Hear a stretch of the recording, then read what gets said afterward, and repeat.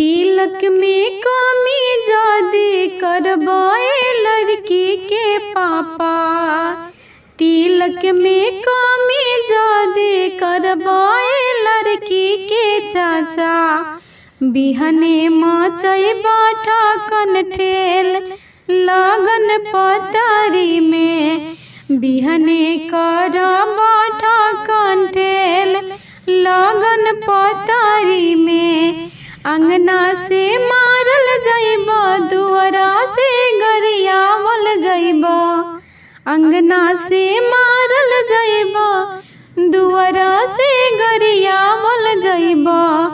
धोती में लोर पोछत जाइबा ए लड़की के पापा। गमछी में लोर पोछत जाइबा ए लड़की के चाचा। तिलक में कमी जदी करबाए लड़की के भैया। तिलक में कमी जदी करबाए लड़की के भैया। बिहने करबा ठाकन ठेल लगन पतरी में।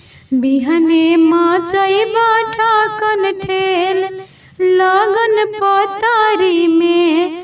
अंगना से मारल जाइबा दुआरा से भागावल जाइबा।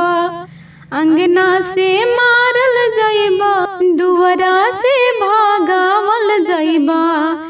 तौली में लोर पोछत जाइबा ए लड़की के भैया।